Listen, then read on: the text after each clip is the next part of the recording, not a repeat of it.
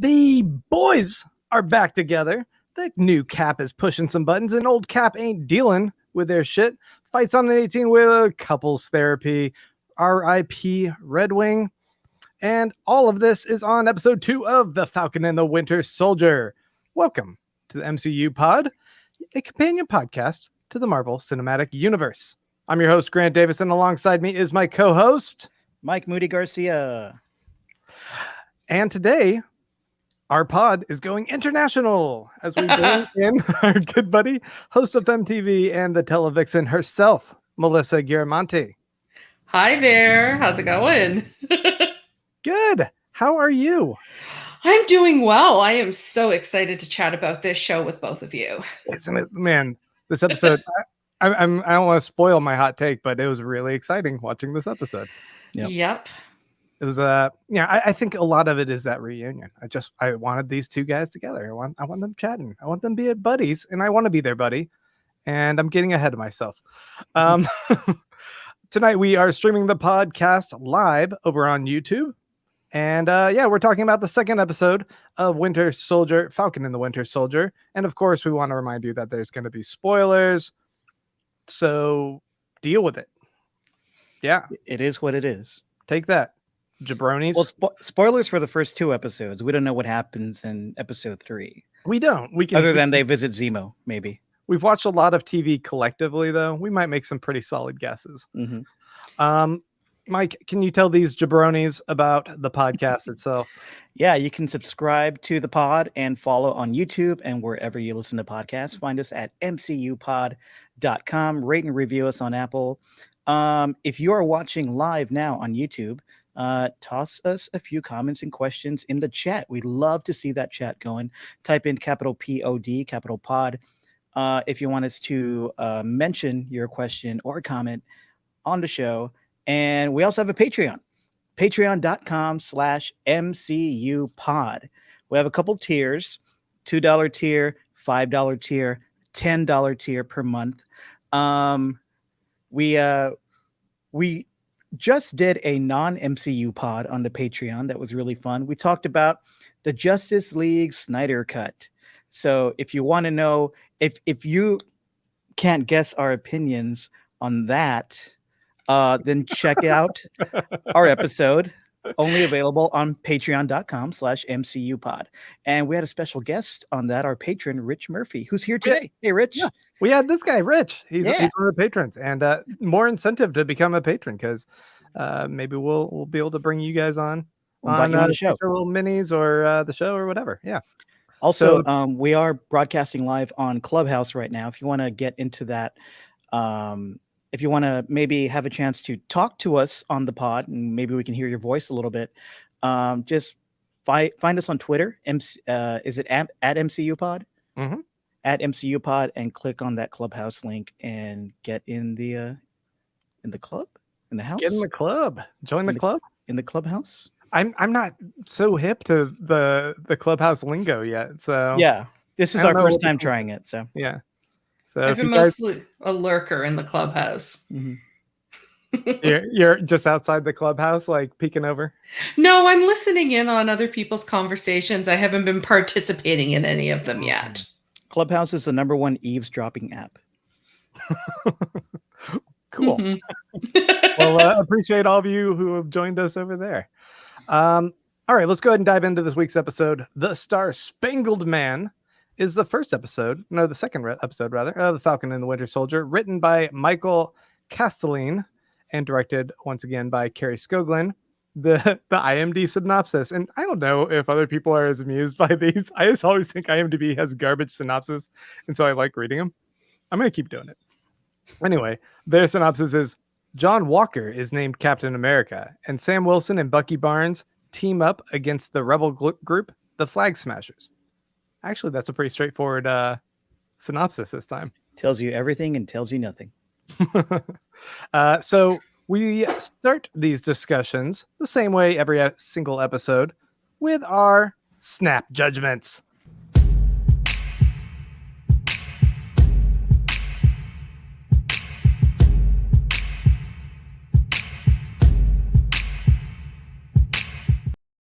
And we'll never be royals. That's don't say where I stole that song from. It has good snapping. Melissa, you get to lead us off here with your snap judgment. I know you weren't here on last week's episode, so you can talk about this episode as well as the series thus far. First off, what I've had to do is I've had to reframe things in my mind in order to get the full experience of this series. Because WandaVision had such an impact on me and the way that they, released those episodes and the pacing in that, which I really loved, trying to readjust my expectations for this one so that it's more like a multi-part movie rather than a TV series. Once I started looking at it that way, I was able to enjoy it so much more. The action is brilliantly cinematic. It's probably better than any of the DC TV I've ever seen. Like the quality is up there. Mm-hmm. And that reunion, the only thing that made me happier was getting distracted by Bucky's perfect lips. Whoa, all right. You know what's funny? That sentence could have ended with any body part.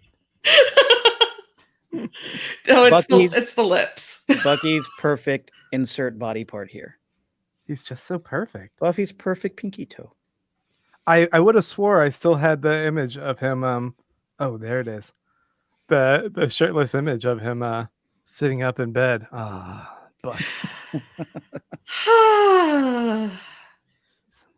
Hashtag swoon. Right there it is. Yeah, zoom in on that chest, man. How much? Woo! There it is. Yeah. Right before it gets pixelated, and we're good. The Bucky thirst is real. Mm-hmm. All right, Mike, your turn. I'll take Bucky off of there. Last week I talked about how I was really looking forward to this show because I wanted something a little more conventional from Marvel for their second TV outing, but that would surprise me. And that's what this show is continuing to do. This episode was conventional in that it's kind of a buddy cop action show on a larger scale and with larger stakes. But it also does some really surprising stuff. Like the big surprise to me was how, I guess in the first half of this episode, I actually warmed up to our new Popeye looking Captain America. Actually warmed up to him. And I was like, okay, this guy's okay. But by the end of it, he was getting a little too cocksure for me. And I didn't hate him by the end of it. But I was actually surprised that the show decided to actually flesh him out and make him a character, someone with his own viewpoint, someone with his own story. I was actually surprised that. And I'm hearing a feedback loop. Okay. And it's gone.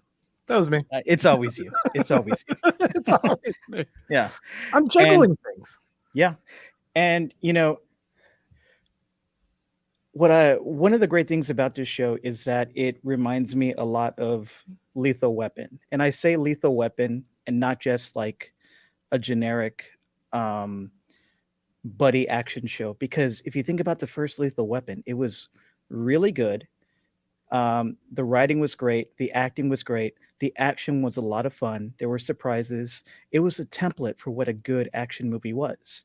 And that was a Shane Black script. This feels like the dialogue between Bucky and our man, the Falcon, feels like Shane Black dialogue. Shane Black's the guy who wrote Iron Man 3. He also wrote, most of the Lethal Weapons. He's done some great stuff. Kiss Kiss Bang Bang, one of my favorite, kind of buddy cop movies. And that's what this feels like. This feels like just a great rat-a-tat back and forth between them. Plus, you have the big action stakes happening. And you have great emotional investment from both characters, not only in the main plot where the action's happening, but also on their own specific emotional journeys. And I have to say, my chest tightened in that scene when all those cops showed up. Just watching that, I was like, what is going to happen here? For a Marvel property to do something like that realistically and convincingly, that's also surprising, and it's awesome. So, I'm in the tank for this show. So good. Before I get into my snap judgment, I want to hit a few of the commenters, the viewers' snap judgments. Will Morris says, Showing up to Isaiah Bradley's house unannounced is a great way to get yourself hospitalized. I think that's a good point. Nicole Jackson says, I'm confused about my feelings for the new Cap. He seems to actually want to make a difference, but I also hate him. And I hate the way the government is trying to recreate Cap and Sam. Yep. I think that's what they're going Battlestar. for there. Rich Murphy says, I like the slow ramp up in the action, and while they fit a lot in this episode, I'm still a bit worried that there's only 4 episodes left. Good point. This episode went by so quickly. I could not believe it was over. Like, it felt like an end when they got to Zemo, and it naturally felt like an end, but I was like, this is too fast. It's not going to end. Oh, it's over. I know, it keeps making me wonder if this is going to be an ongoing series. Is it going to be more than just 6 episodes? Are they going to do a second season? Are the last 2 episodes going to be 3 hours each?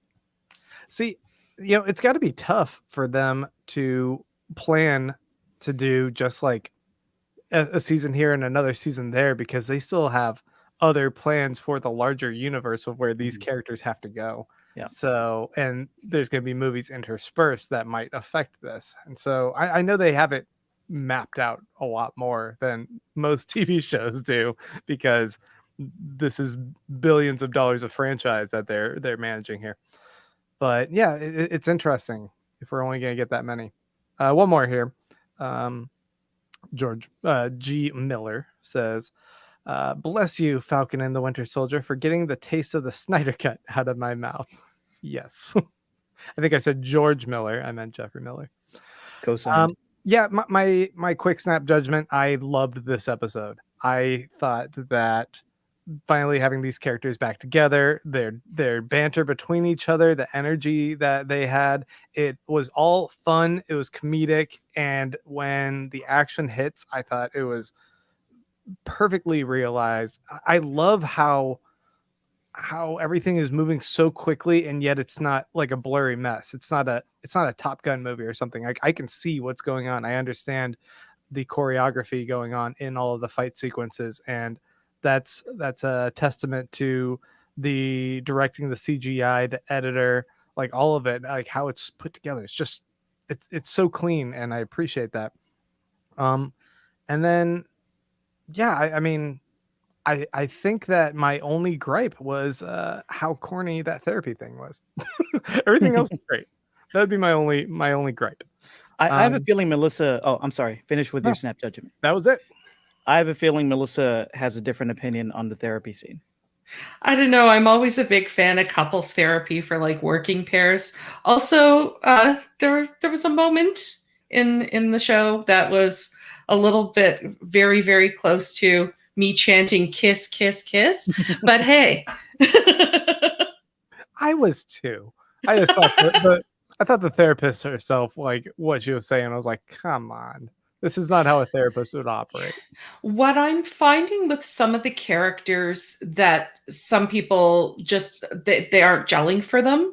For me, the reason that I'm giving them more the benefit of the doubt, or I like them a little more than I probably would, is because I know them from other shows. Like the therapist, I know her from Bosch. The new Cap, I loved him on Lodge 49. Mhm. So I'm not as resistant to them because I've liked them in previous roles. But I have a feeling that if I didn't know like their body of work prior to this, I might not be as receptive to them.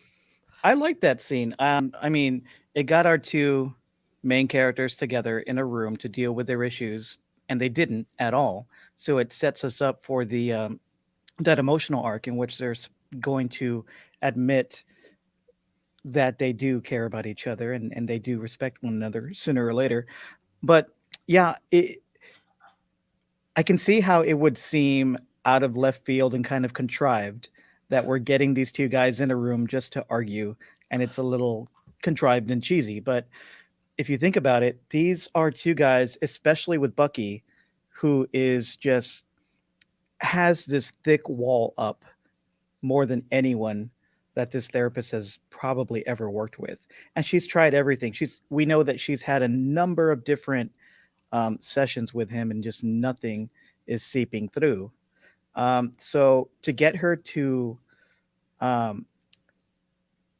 getting her to this point where she's doing these really kind of experimental but forceful tactics, it made sense for me character-wise. I don't know. I think I just recently learned about the term idiot ball. Have you guys heard of it, the idiot ball? It is who in a script has been handed the idiot ball and has to, for the convenience of the plot, play a little bit more of the idiot or play out of type of their character. And I felt like for some weird reason, the therapist had to really like force like this situation. She's bringing two people that are obviously in conflict with each other and resistant to even wanting to be in the same room or do therapy into this room, and then she's rapid fire without even like really any effort trying to like run through these scenarios just as a service to us the audience to have witty banter. Like it otherwise, I don't know, I didn't feel like it served any other purpose outside of what we already knew, that Bucky didn't like Sam handing over the shield, and that Sam, said, you should respect my decision. Like this was something I needed to do for myself because I didn't feel like I wanted this or earned it. But there was another beat there that you didn't mention, and it seemed like Bucky had something sexual tension. Okay. Well, no, I mean, we did mention that, but it seemed like Bucky had a small breakthrough when what was the line? I'm going to butcher it, so I'll just kind of paraphrase it. Sam, you gave up the shield, so that means maybe Cap was wrong about you, and that means maybe he's wrong about me. So Bucky had never talked about that out loud on this show or maybe anytime. So we're getting a big window into his self-doubt, and we're realizing just how deep that goes and how that's affecting him, and that's kind of driving his gruff attitude these days. That was new. All right, fair. Yeah. I'll back off. Yeah. I mean, you had a comment down there. Somebody almost cried when he said that. Yeah, and Sebastian Stan delivers there's so much going on in this performance from Sebastian Stan. He's hurt. He's an old man, really. And he's a guy who is being stuck in rooms with a character he's not supposed to like, having witty banter back and forth, and it all works.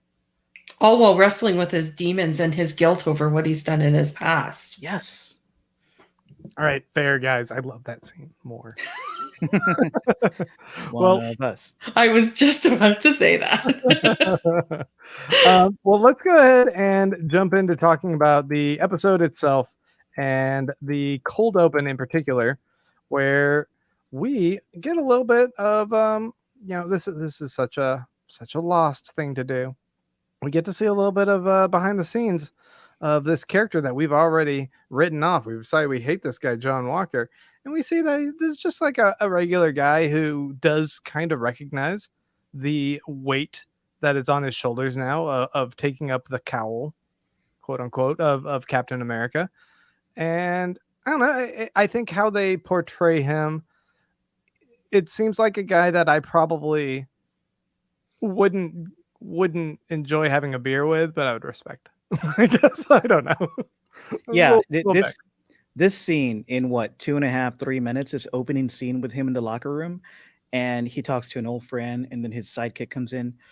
This scene in 2.5 minutes humanized this character so much, even more than when he was out in the field and they were giving us his whole backstory. This piece humanized him so much. All his jitters about going out and debuting himself as Captain America in his hometown in front of the football field, talking to everybody.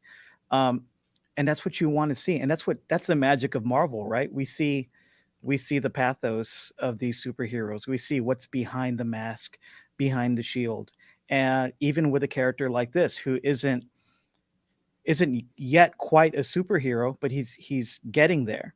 Right. But the real point here is, in 2.5 minutes, they humanized this character to where he felt so deep. And in all of 4 hours, I felt no humanity for any of Zack Snyder's superheroes in the Snyder Cut. Bring it back up. Melissa, what did you think about the introduction of John Walker and I guess Lamar Hoskins, aka Battlestar? I really liked how it did, much like Mike, like how it humanized this character, because the immediate reactions after the first episode was, who is this guy? I hate him. Like, what the hell are they doing? And I was like, well, as I mentioned before, I do like this actor, so I'm curious to see where they go with him. He's good. And I did like his like kind of the humble beginnings. Mm-hmm. So even in those couple of minutes, like they kind of established that he is perhaps extraordinary compared to some of his compatriots over the years, but he's a bit of a reluctant hero. And I think it was a good starting place because, as we'll see later on, and not to jump ahead too much, but the cockiness kicks in pretty quickly. So yeah. I liked that contrast and seeing the starting point for him. And introducing Battlestar, there could have been a bit more.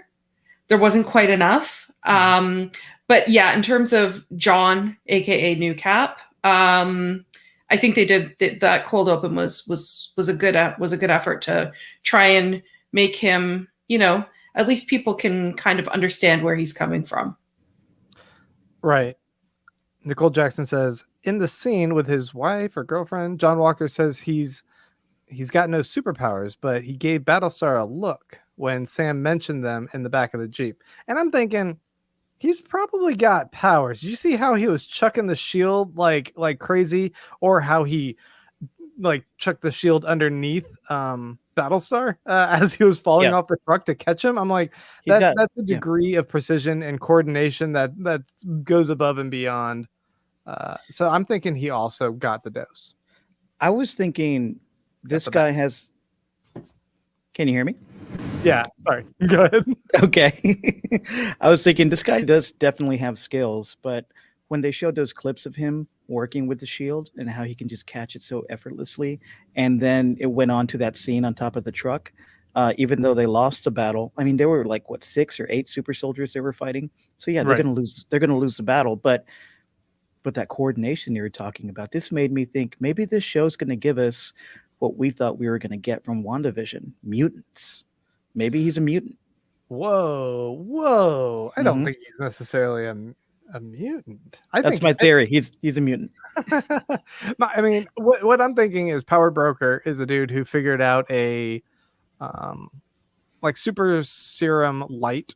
Maybe it's one that you have to inject like frequently instead of like once Captain America's Captain America, he's always good to go. Like, so maybe everyone's kind of juicing a little bit and it makes him super strong. And if that's the case, maybe all the medical equipment that they were stealing in the truck was serum that they're going to use as flag smashers to try and like cause a new world order. But at the same time, that might be what Battlestar and new Captain America are on, that allows them to go with a much higher degree of confidence up toe to toe with super powered people. Because otherwise it's like, you're just a guy. No, I'm not buying it. Although that reel at the beginning did set him up to be an extraordinary guy. He might not have powers, but the resume we got was very impressive. But he had like so many medals and led so many missions, and he actually did fall on top of a grenade and stop it with his body, and he was okay. Right. One of my favorite scenes was this scene right here, where we have them driving up by in the Humvee, and Sam and Bucky were just like, keep walking. They didn't want to get in there, didn't want to deal with them. But eventually they all sit down and they start talking in the truck. And exactly that scene that you're talking about, Mike, where he's like, Bucky tries to challenge him, like, you're not the guy to jump on a grenade. And he's like, actually, I do. That's kind of my thing. I've done that a few times. The trick is, put your helmet there and it catches the blast or whatever. And I was like, I thought it was a funny way of framing it, that like, we keep wanting to judge him and compare him next to Steve. And there might be a degree to this guy that he has earned the respect to climb the ranks to a certain degree as he has. And now that he does have to carry this this weight of the role, he's not afraid to point out like, nah, dude, I have actually done stuff too, just because I wasn't there fighting Thanos. Yeah, don't immediately second guess me here. Right. So I don't know. He seems to be very confident, but in a not an over cocky way in this scene when in the Humvee or the Jeep, whatever that is. I don't know from Cars. I don't know Cars. But once they drop them off, Sam just says it. It's that last line, man. It's always that last line. Mm-hmm. He's like, yeah, I want you to be my wingman, like you were Cap's wingman. Like, I'm the boss, but hey, come support me. Right. Don't let's not be partners. You know, I'm not inviting you to join the team and be a partner. I'm the boss. And I thought that perfectly underlines and illustrates why Sam also didn't want to deal with this kind of thing. Like he knows that taking on the mantle, taking on the shield, trying to be a representative of not just like, you know, people, but of a nation, being Captain America, and dealing with the government in that way is a lot. It's one thing to brand yourself the Falcon and be kind of this untethered superhero, and I think that he kind of mentions that, right? He's like, yeah, well, we're free agents, like we're able to kind of go where we need to go. Y'all are the ones who have to answer the government. That he's making a good case for why you don't want to have to deal with this government when this government turns around, takes his shield, and hands it to this guy, John Walker. Why would you sign up for that? Yeah, no matter how good John Walker seemed to be at the beginning of this episode, and that obviously got less and less as he became more cocky and cocksure as the episode went on. He is a symbol of the system, right? He's a symbol of the system. And what has every Captain America movie taught us about systems? Do not trust them, especially if it's the American government. Right. Like he was like, Captain America was on the run from the government for... The government was Hydra. The government was Hydra. And then when it wasn't Hydra, it still became his enemy. So what does it mean to be Captain America? And who are you representing and who are you fighting? Because you also have to point out that, like, you know, Sam is on good relations with the military itself and does ops for them to try and help soldiers that are in dire straits around borders, whatever, like as we saw in the intro, the first episode. But Nicole, I just want to take on that. Nicole Jackson has a really good point here. The fact that the government was tracking Sam pissed me off. All right, yeah, let's talk about Red Wing. R.I.P. Poor sweet Prince. Red Wing got killed, and I felt that more than any death in a Zack Snyder movie. Drink every time we shit on the Snyder Cut. Yeah. The fact that they're using Red Wing, it kind of makes sense. You know, they didn't have the same intel, but they're going to be like, oh, these guys are onto something. Let's follow them, and that can be a good publicity or at least training area for me to kind of get my feeling of being Captain America, because at least I'll be protected by Sam and Bucky along the way. Which, did you notice? Like they got in that battle in the with the semi trucks, and then when Sam just kind of grabs him and they like go away, they don't go back to help the other two guys. They're just like, y'all are on your own. You wanted to join into this fight? Have at. Well, I like that because Sam's mission changed right there. His mission was, I'm going to save my friend. Right. I love that. I love that even though these guys seemed on the surface to hate each other, they have one thing in common: the man who united them, right? The man who inspired them. And that man saw something in each of them that was very similar, and they feel that. That's kind of what binds them and connects them. So they're going to have each other's backs no matter what. And I think that relationship is just going to grow and get deeper and more complex as we go in this series. That whole sequence too with the semis and all that, and kind of ties into what you were saying, Mike, about, are we seeing mutants? I started wondering if perhaps the new Cap's uniform is some type of an enhanced uniform and is protecting him, because once he lost the shield at that one point, it's like he fumbled a little bit. So I'm almost wondering if, we know the technology exists. Tony Stark has done it. Like Tony Stark wouldn't have been a superhero without his suits. So that's another scenario that I've been playing out in my mind. If, this new Cap is nothing without the suit. So hopefully they'll dig into that a little bit. Yeah. Do you guys remember? Didn't he mention that he made a joke about his helmet and how it's reinforced? He's like, oh, it's a whole thing. Yes. Yeah. Are you really talking about your entire suit, bro? Is that why you can do the things you do? But in the Good Morning America interview or whatever it was, they did mention that his speed and ability in his body has been studied by scientists at MIT because he's so strong and he's almost like a superhero, but he's not. Okay, it would be interesting if they go the mutant route. I don't know.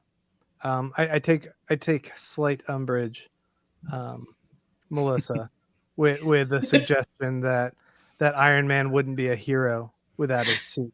I feel like Captain America called him out with that, and that was the entire point. He said the guy in the end. She said superhero. Yeah. Tony was without a doubt a hero. Like, that man was a hero. His abilities, though, like his what would be considered like the superhero abilities, came from the suit. The other abilities that he had, the intelligence, the way he could think through a situation to save the day, think through space and time to save the day. I'm not denying that at all. But when it comes down to it, like, he wouldn't have had as much protection if he didn't have that suit on. He's a mutant as well, I'm gonna guess. Tony was a mutant, super intelligent. He's like Forge. He could make whatever he thought of, apparently. Forge. Yeah. Okay. So, speaking about Bucky and Sam, and now that they're reunited, their relationship, let's dive a little bit deeper into their dynamic, because, like, these guys are constantly squabbling like a couple of brothers who seem to have this like just respect and love for each other, built upon their experience together. But there's still this constant friction between them, and it feels like Sam is the older brother in a way, and Bucky's the puppy kind of following him along in this episode, which is a little bit weird when you think about Bucky being like 100 years old or whatever. What'd you guys make of that? I loved how it reminded me a lot of like the action comedies that I watched growing up and loved, like that dynamic between the two of them. I think it just adds such a nice layer to this show. And yeah, I totally see, Grant, what you mean about that. Bucky may be the older person, but in this situation, it's almost like he's new again because he spent so many years working on the opposite side. So he's almost gone through a rebirth. So that kind of makes sense. I don't know, like at some points I thought, is he looking for validation from Sam, or is he just trying to prove to Sam that, he's capable and can be a help, or, that he is the person that, Cap always thought he was? Like, I like all the different directions, like the different threads that they potentially set up, and layering the comedy in there too, I think is a really, really nice touch. Right. The big three: androids, aliens, and wizards. It's always one of those. I read The Hobbit when it was released. He's like the total, in that moment, he was the hipster. He was the guy like, I liked that band before you even heard of them. Like, I laughed so hard at that moment, and I loved it. He knew it before it was cool. Yeah. Yep. The whole like moving stealthily through the warehouse too. And then he's like, man, yeah, you should have just, you missed out on a whole lot. And then Sam's like, what'd I miss? Nothing. He's like right there on his shoulder the whole time.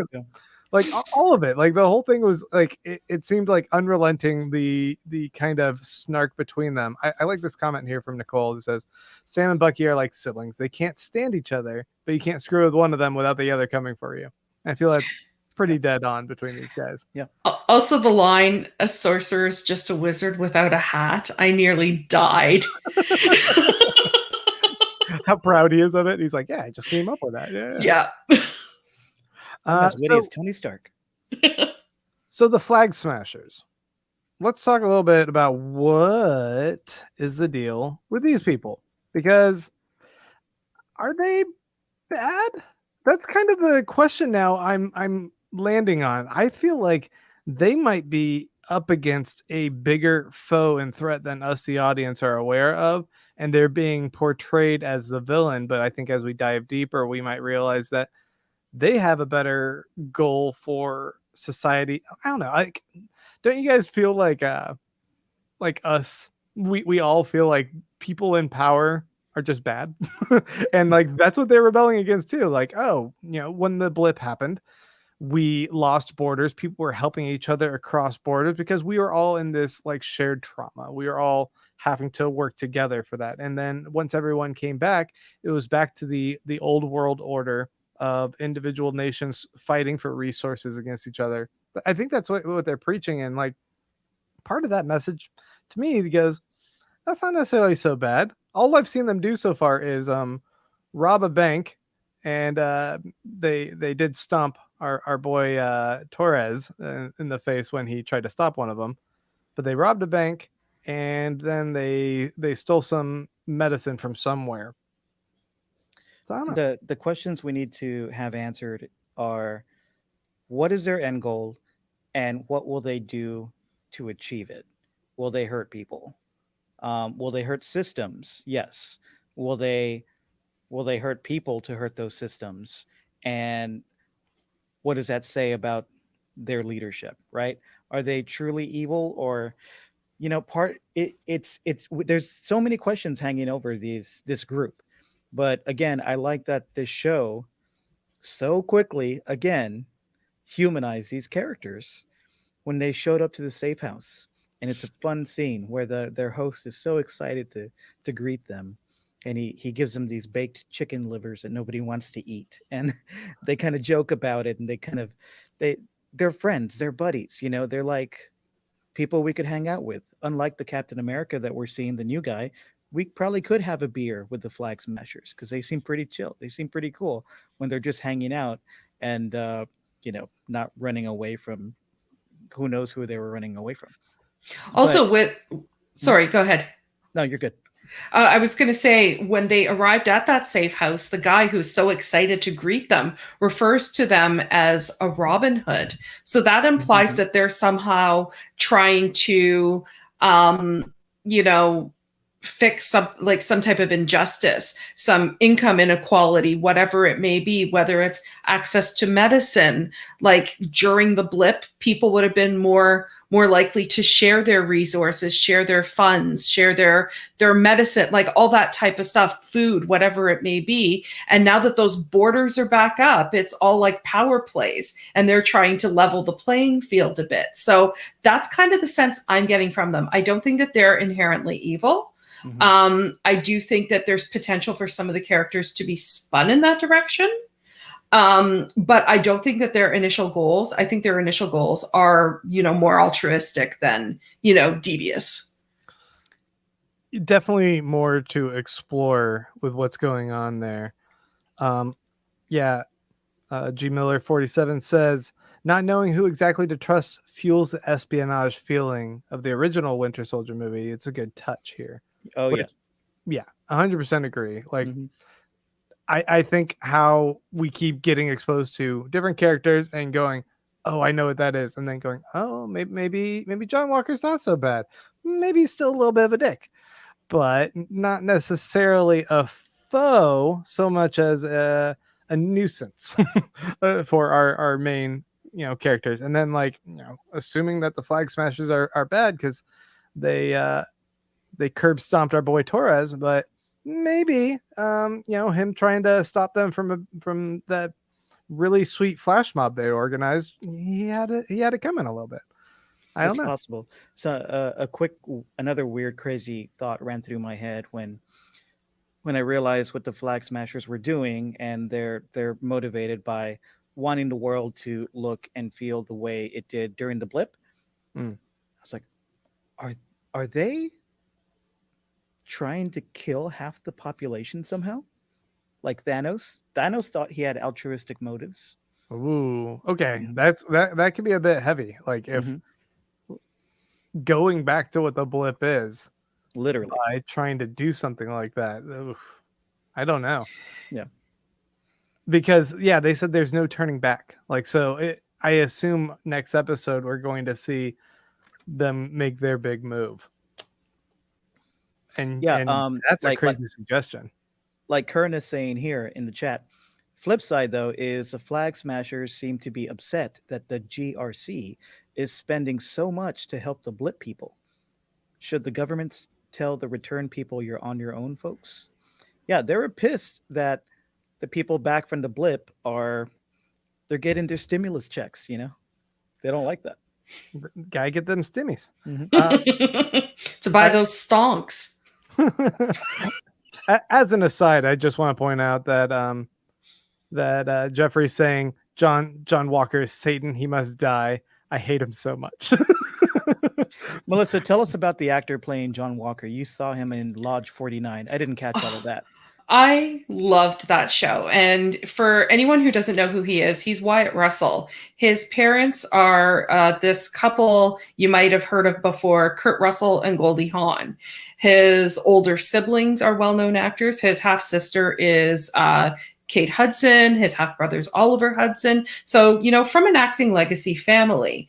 And I admit I didn't know a ton about him before Lodge 49, but his role and his performance on that show was just so endearing and so charming. And I loved his character from beginning to end. And I was very sad that show ended because it was just one of those quirky shows that you kind of hope will last 4 or 5 seasons, but they always get cut short.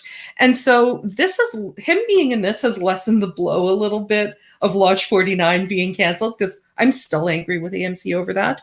And in that show, he plays kind of like a surfer dude from California who's dealing with his father's death and a shark bite that he sustained while surfing, and just losing his entire family's money where his dad already did. So it's dealing with all these different things. And so when I first saw him on this, I was like, oh, so is this the continuation? Is this where the character ended up? But you're talking about John from Cincinnati? Is that the show you're talking about? No, Lodge 49. Is that what John from Cincinnati was about? Who knows what that show is about? I never watched it. Every time I hear about a surfing show, I'm reminded of John from Cincinnati and go, what was that shit? This was a guy who was the son of a man who had this swimming pool empire in California and lost it all and then died. So, and then he's forced to deal with all of the fallout from his father's death and financial ruination and all that. And then he discovers this mystical society, kind of like the Masons. And he becomes a part of it, and there's a treasure hunt. So it's kind of weird. It has almost a bit of a Goonies element to it as well, which really, really spoke to the child in me. And it just, you watched it and it made you feel good too. It just kind of restored your faith in humanity and stuff like that, which was why I think I enjoyed it so much. Plus these little mystical elements that were in there. So, he definitely has an interesting range. And this is a different role already from what he was playing in that. So I like that he's showing the other side of the coin that he's able to play, because a lot of people just dismissed him as, he is a former hockey player. He was a hockey player and was supposedly going to go to the NHL until he had an injury. He looks like a hockey player. Yeah. He also, in this photo right here, looks exactly like Kurt Russell. Yeah. Or should I say Star-Lord's dad. Oh my God. Oh my gosh. The connection. It's all coming together. It is all coming together.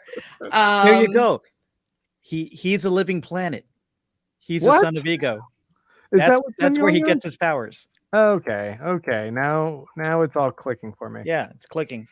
I wanted to talk about we only saw him briefly, but Isaiah Bradley, who we had mentioned last week's episode. We saw a little Easter egg in the end credits of this actor playing the first Captain America. A little bit of the history is that akin to the Tuskegee experiments before the government used the super soldier serum on Steve Rogers. They experimented on black soldiers, and Isaiah Bradley was the first one where it was successful, and he went on to be used as a soldier to fight in a whole bunch of secret campaigns, but didn't get the same exposure that Steve Rogers did as, like, this frontman rah nationalism. So understandable that he would be like, fuck y'all. Anyone comes knocking on his door being like, oh, you Isaiah Bradley? But also in particular to Bucky, who he met and had to fight, apparently, when he was a Cold War, serial killer super agent.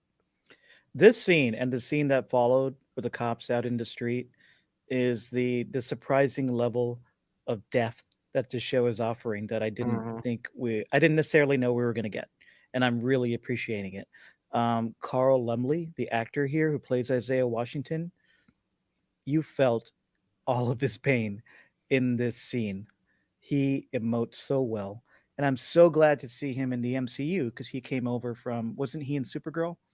He played Martian Manhunter's father. Right on. Yes. And he did, within the limitations of that series and its budget and its writing, he did a phenomenal job of like conveying emotion. So seeing him in a storyline like this with some really, really solid writing and really solid production just makes him shine. And I'm a fan from back in the Alias days too. So, this was a really exciting element to be introduced, and also like gut wrenching and like heartbreaking, like that scene and the one that immediately followed, just so timely and so front of mind right now. I sort of suspect this won't be the last we see of the character. It might be just a little nod to more of the fucked up racist history of this country and the exploitation of black people in the country, but we could see more of this actor, and that would be welcome. I would love that. I think Nicole has a great little point here about his grandson Elijah is actually in Young Avengers in the comics, and we saw him answer the door. It'd be cool if we could see him alongside Torres as two of the Young Avengers. Throw in the two sons from WandaVision. We're forming a team here. That could be kind of exciting there. Maybe that'll be the goal of these series, is to introduce sprinkle. Once we get the Miss Marvel series, we'll get them all together and see what happens. G. Miller says this show and these scenes in particular are giving me flashbacks of the HBO Watchmen series with the tone. Yeah, I totally agree. I think talking about this unspoken and often whitewashed trauma of this nation, and bringing those stories a bit more to the forefront is so crucial. And I appreciate even in the onion peel slow approach that they're doing here, that they are dancing around and starting to address some of these issues here. And Mike, you were talking about the scene that follows this, which was the cops coming up and approaching them when Bucky and Sam are arguing in the street. Talk about that a little bit. Yeah. On the page, that scene could have, maybe a few years ago, even if we saw a scene like that, it would have felt a little contrived. But it doesn't anymore. Not for me, anyway. Not for me. I know for a lot of people, maybe it would not feel contrived, but everything that we've seen in the past, I don't know, year or so or more, that scene felt so relevant and so real. And like I said, my chest tightened when I saw that happen. And the way they were harassing Sam and asking Bucky if he was okay. Right. Like I said, I mean, and it made me realize also that, you know, I'm somebody who I'm an empath. You know, I feel people's feelings. I get drained a lot around people because I just pick up on so much, and I have a lot of empathy for people. Um but a few years ago I would have seen a scene like this and been like, oh, I know that happens, but that does it happen that often? But everything that we've seen and that we know now, we know it does. So when this happened, it just felt so real, and it I just had a flurry of emotions coming up during this scene. And then when the other cop car arrived, and all of a sudden there's like 6 cops on the scene And for one. everyone as spectators watching these two, Yeah. and it just felt like everything's just spinning out of control. It, like you Yes. could see how quickly things that don't have to Yes. escalate by everyone coming in and making a snap judgment about that kind of situation. That was really powerful, especially following the scene that just happened with Isaiah Washington. That I the fact that these themes are being woven into this series and into the Marvel universe as a whole, I think is really powerful. And it's powerful because everybody's watching this.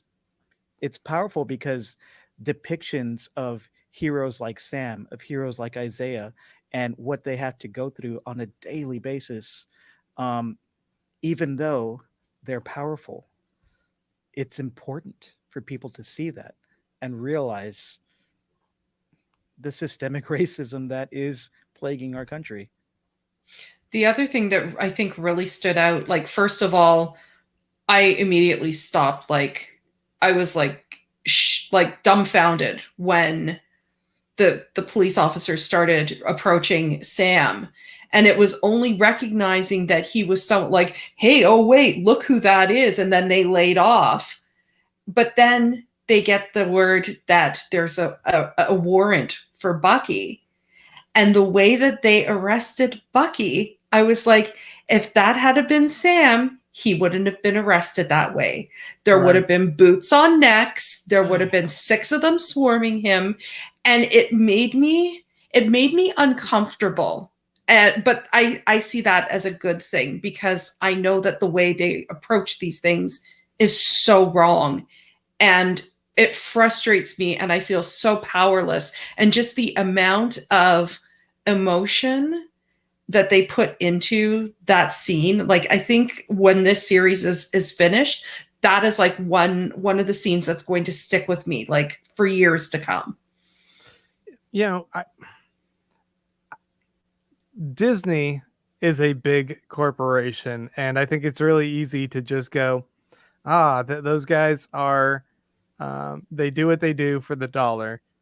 So for them to allow the creative freedom and, you know, moral freedom, I guess, to for Marvel to be able to tell the story in the manner that they're doing and show scenes like that, rather than being like, oh, too timid, and we don't want to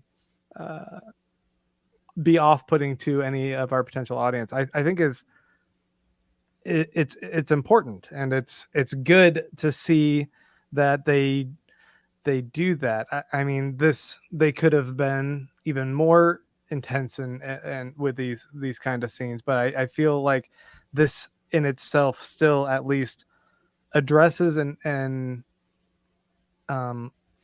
points out this problem in a way that felt,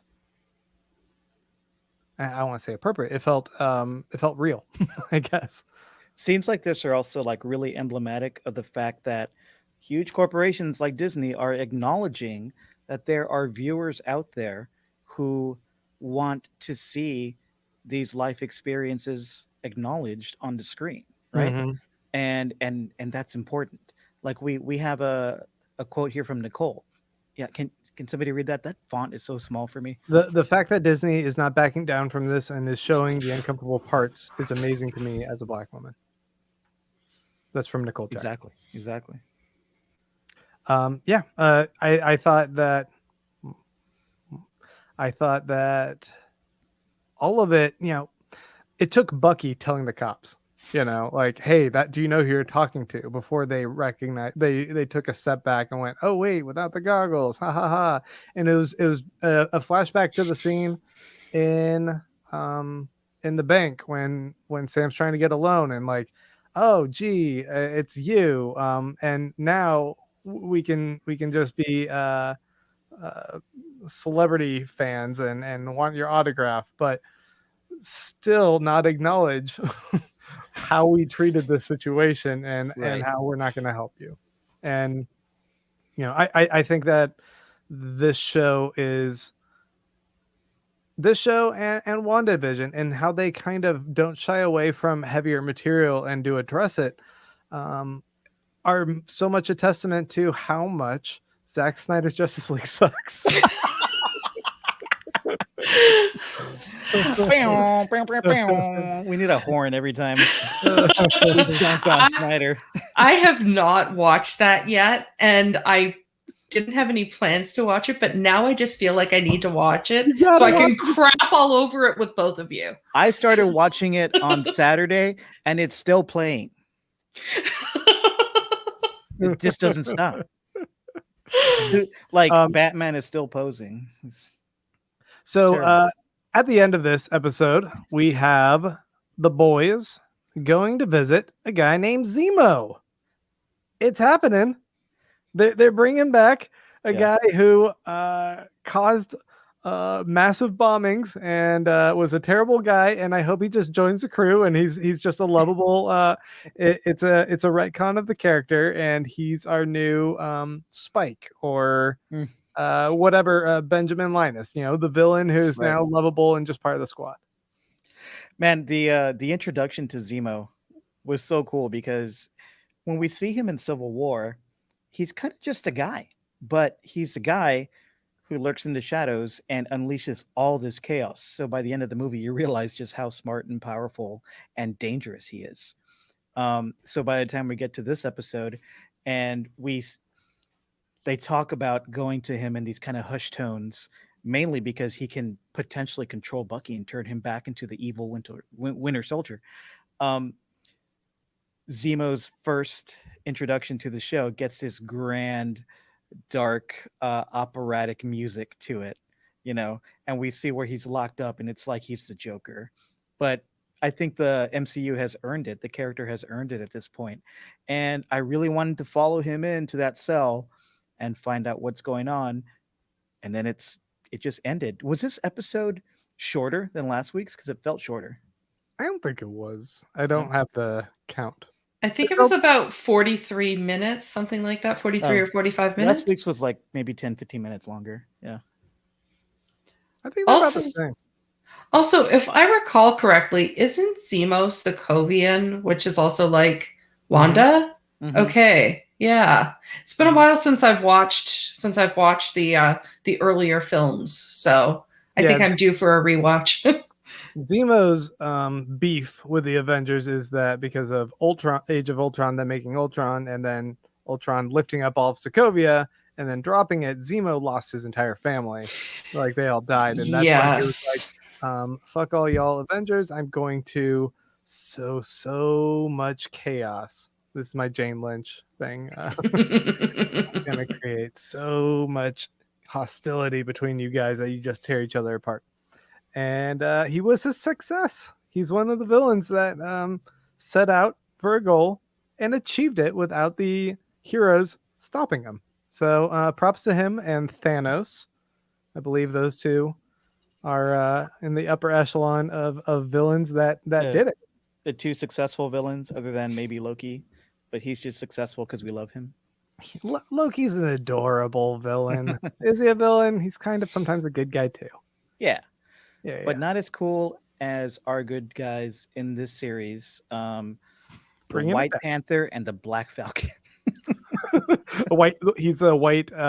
What they The call White Wolf. White Wolf, Mhm. which is a nod. I think he becomes the White Wolf for a bit in the comics, right? Oh, okay. Yeah. So when he mentions that as his name, and Sam's like, "What?"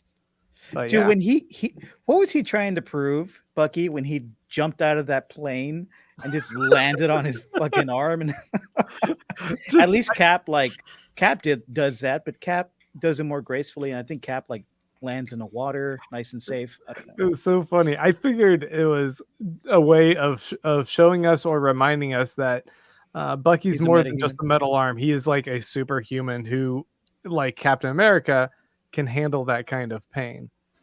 Yeah, But and it was funny. obviously, yeah, obviously he's not the ideal choice to hand over a shield to, because he's also recovering from being the world's most deadly assassin. He's a little reckless.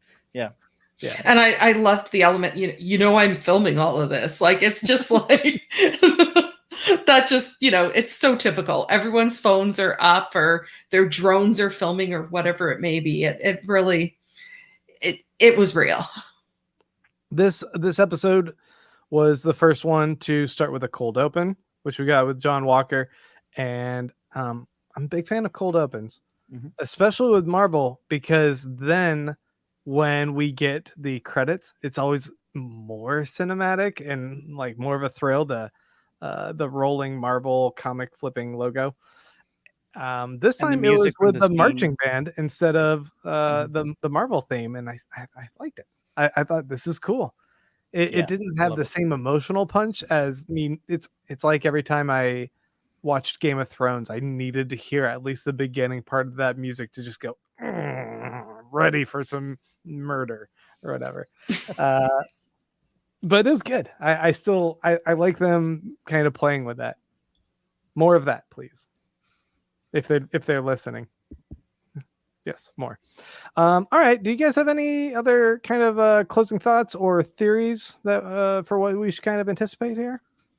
Yeah. Well, go Melissa ahead. first. Okay. Yeah. I really, really, really want to learn more about Carly Morgenthau, who she is, why she's doing what she's doing, how she ended up with these abilities, because she's obviously like she's a force to be reckoned with. So that's someone I hope is explored more, like at least, if not the upcoming episode, at least like within the next 2 episodes. Yeah, she's obviously leading a group that has such a zealotry to their cause that one of the guys will sacrifice his life to this power broker guy, who I guess Randy was trying to tell us last week is very likely the guy behind a lot of the injections of super soldier serum into people. But yeah, that guy went in and didn't really do like the best of jobs. He probably could have saved his own life by impeding their cars and then running in the opposite direction instead of running toward them. But whatever, it's fine. The plane got out of there either way. Not the best move, guy. What is her name again? The leader of the Flag Smashers? It's Carly Morgenthau. Yeah, Carly. It's loved a about gender bend on the comics where it was Carl Morgenthau who was known as Flag Smasher. One of the things I really like about the character is that she doesn't have followers. People aren't worshiping her or following her. They're following the cause. And she seems to have real empathy for everyone in her group. Like when he passed away, even though it's kind of silly how the guy slowing down the other guys passed away, you felt that pain that she had. And she seems like somebody who has a real empathy and somebody who is really committed to this cause, which can be really dangerous. So, and she also has powers. And so I can't wait to see how this character develops. Also, a theory, the power broker is Mephisto. Played by cameo coming up, Al Pacino. Hooah! Oh, I think we can end it there. I think that's good. Do not watch that Snyder Cut, Melissa. Melissa, thank you so much for joining us this week. Where can people follow you? You can find me over on Twitter at the Televixen, or you can check out my podcast, FemTV, at femtvpodcast.com. Thank you so much. Mike, what about you? Just follow me on Twitter at Mike Moody Garcia. You guys can follow me if you so please, if you so wish. So please, I don't know what I'm saying. At Baron Von Grant. You can follow our podcast at MCU Pod. If you're over here on YouTube right now, go ahead and hit that subscribe button, as well as maybe that notifications button. When you hit that notifications button, every time we go live, you'll be notified. That's literally what it does. Next week, we're going to be back here. Same time, same place, 9 p.m. Central Standard Time, talking about the third episode of Falcon and the Winter Soldier. We hope you guys are going to stick around and join us. That'll be a lot of fun. I know Randy was very disappointed he couldn't join us this week. I'm sure he'll be back next week as he's doing an every other week thing. So we'll pick his brain for all of his deep well of comic knowledge. And if you guys want to help support us, once again, that's patreon.com/MCU pod. You can kick in $2 a month, $5 a month, $10 a month. And we'll do bonus exclusive content for you guys. We appreciate so much all y'all. I think that's it. I think we're done for the episode. You know, I still feel like we've been doing this for a couple months now, and I don't have like an appropriate sign off. I don't have like a Seacrest out kind of thing. Konnichiwa, bitches. Should it be Konnichiwa, bitches? No, probably not. Probably not. No, that was wrong. I wanted to have something kind of clever that played off of the MCU, but I can't think of like anyone's like, I am Iron Man, kind of like, what's your out? I'm not going to say that. I'm not. Sorcerers are just wizards without hats. There you go. There you go. And we're out. Bye, y'all.